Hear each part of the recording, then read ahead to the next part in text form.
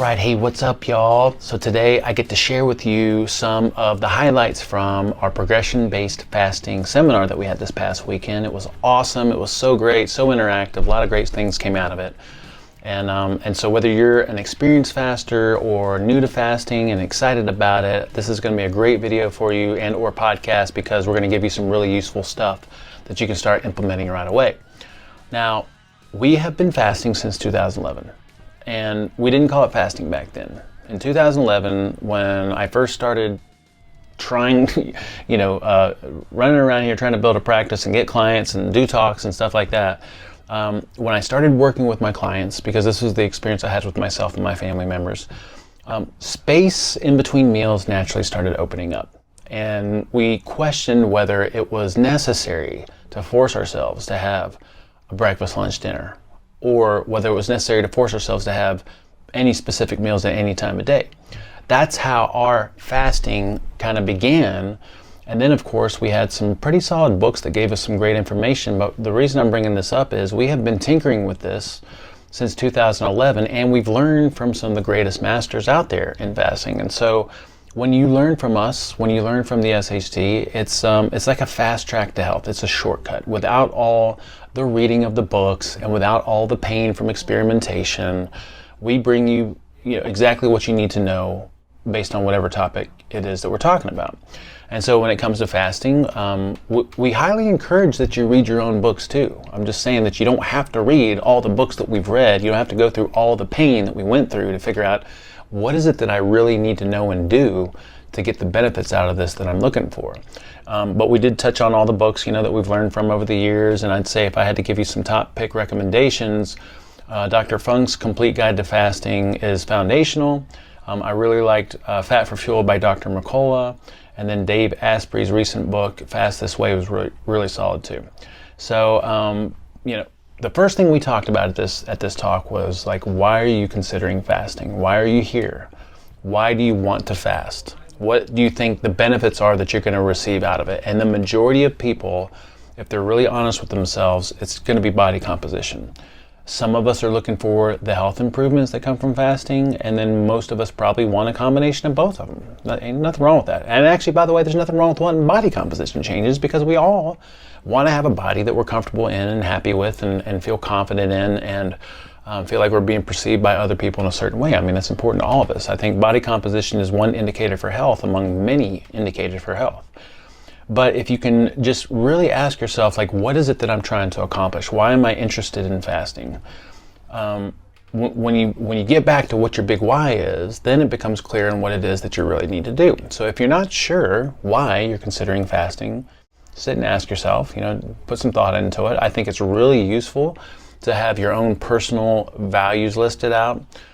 Values basically are listing out the characteristics or things that are important to you as an individual.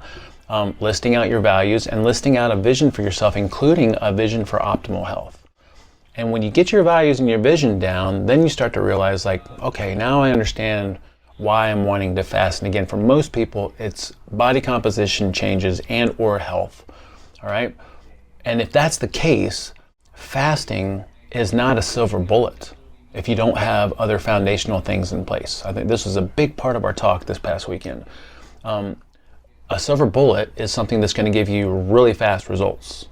And there's nothing that's a silver bullet except for the foundational things that we teach. And so I've seen it many times. People will come into something like fasting and be really excited about it. And they'll get into some, almost immediately, like some extended fast, 3-day, 5-day, 7-day, 2-week. And they see dramatic body composition changes. And they love the way they feel. And there's nothing wrong with that. But the question is, what is my default? Like, what am I falling back to? So if you don't have the foundational prerequisites, like real food and sleep and some other things in place, I don't know that fasting should be the first focus. I think fasting is something that's great to tinker with in the context of having a real food way of eating and sleeping well and having an exercise program. But I don't think it's the silver bullet that most people think it is. And even if it is, even if it gives you the results that you want really, really fast, if you don't have these other foundational things in place, then when you come out of fasting, chances are you're going to fall back to whatever it was you were doing before, and you're going to lose the results that you got from fasting.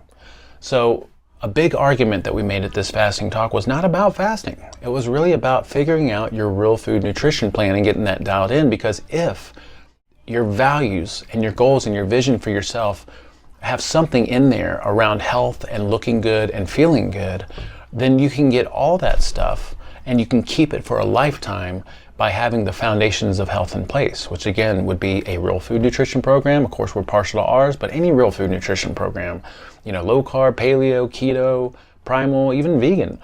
If you get a real food nutrition program in place, you move most days, you get sweaty most days, you dial in your sleep, like everything that you're looking for from fasting is going to happen to you without fasting.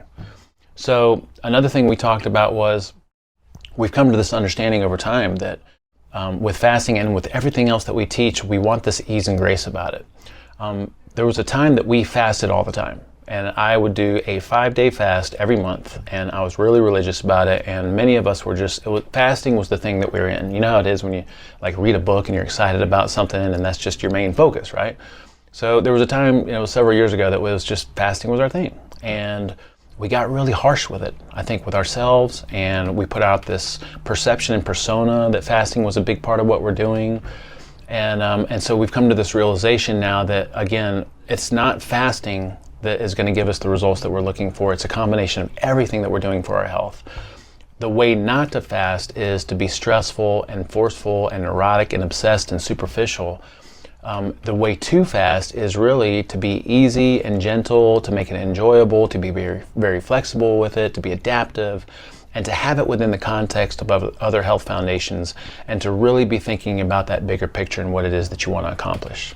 All right, now if you've got the right mindset, and if you've got a real food nutrition program in place that has given you results, and you feel great, and you look better, or you feel better, you look better, you perform well, and you feel like you're on a really, really good path with that, and you're not obsessive compulsive about some of these health behaviors, and you have a good relationship with it, I think it's great to start to experiment with fasting. But again, within the context of a real food nutrition program, we recommend building yourself up to the capacity to do some fasting. All right, so the first step we would say is make real food a priority.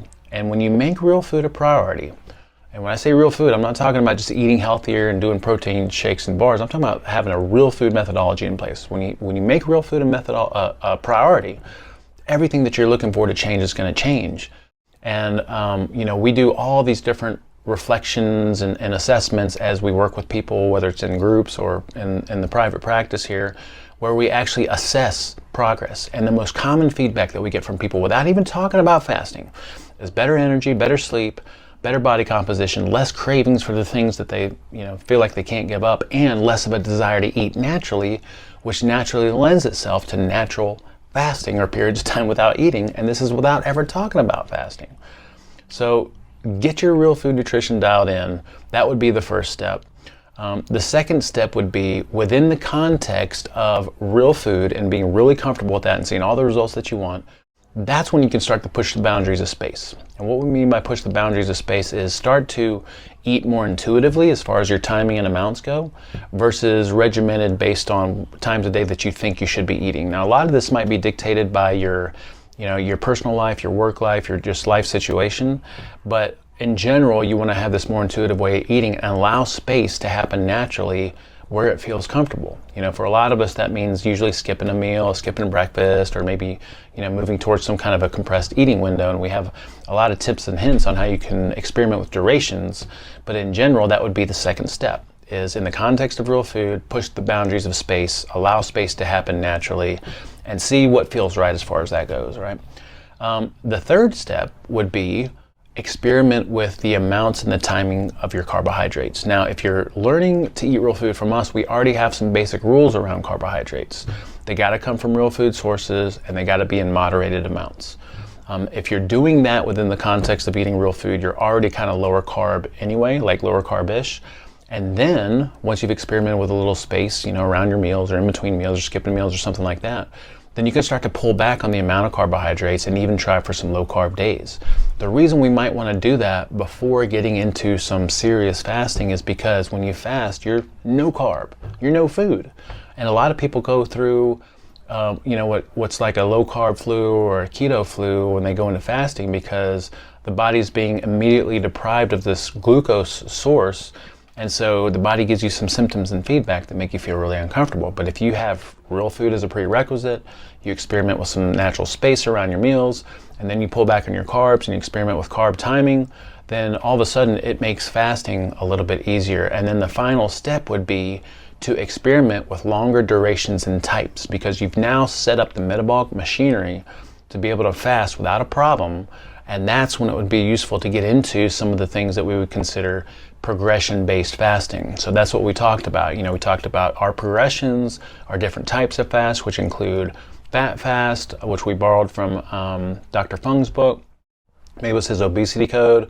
So our types are fat fast, we have the SHT fast, we have a water fast. So those are 3 different types of fast that you can experiment with when you're doing different durations. And then we have our different durations that we're doing those different types of fast. And those durations include everything from skipping breakfast or a 16 or 18 hour compressed eating window all the way up to a 3 and 5 day fast. So it's a very, very, very solid progression. And again, if I had to give you just some takeaway info here, number 1, get really straight on your values and your personal vision for yourself, especially your personal health vision.